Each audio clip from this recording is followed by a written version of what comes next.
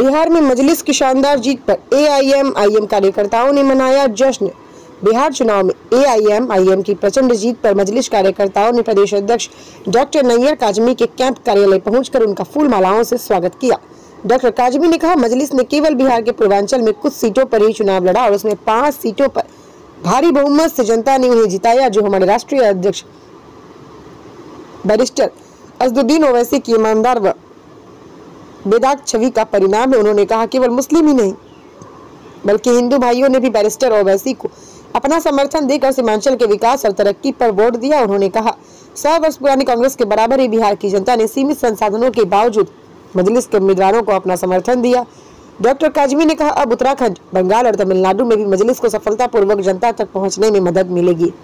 बिहार में मजलिस की प्रचंड जीत पर कार्यकर्ताओं ने मिठाई खिलाकर एक दूसरे को बधाई दी। देखें स्टार न्यूज प्लस के लिए उत्तराखंड के रुड़की से एमडी चौधरी पुजारानी की ये रिपोर्ट।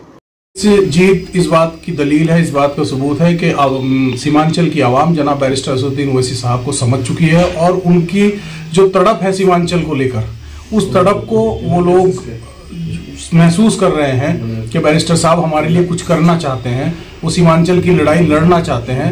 जो पिछली तमाम सरकारें आकर चली गईं, उन्होंने कभी सीमांचल के बारे में बात नहीं की। आज जनाब बैरिस्टर असदुद्दीन ओवैसी साहब ने मजबूर कर दिया सबको कि सीमांचल की बात की जाए। अब सीमांचल की बात सदन में भी होगी, सीमांचल की बात सड़क पर भी होगी और सीमांचल की बात टीवी के मंच पर भी होगी। तो ये जनाब बैरिस्टर असदुद्दीन ओवैसी साहब और एमआईएम पार्टी की जितनी भी यूनिट्स हैं, किसी भी स्टेट की, उत्तर प्रदेश है, उत्तराखंड है, महाराष्ट्र है, बराबर में पश्चिम बंगाल था, सभी लोग वहाँ मौजूद थे। हैदराबाद और तेलंगाना के तो सभी पूरी टीमें पहले से मौजूद थी। सभी लोगों ने मिलकर पार्टी के लिए प्रचार किया, प्रसार किया, अपनी अपनी जद्दोजहद की। वहाँ के लोग बहुत सीधे साधे लोग हैं, बड़े मासूम हैं। मैं वहाँ रहा 8-10 दिन तक, मैं लोगों से मिला, लोगों से वोट की अपील की। अल्हम्दुलिल्लाह लोगों ने हमें दिल खोल कर वोट दिया। मैं वहाँ की आवाम का और बैरिस्टर असदुद्दीन ओवैसी साहब का शुक्रिया अदा करना चाहता हूँ।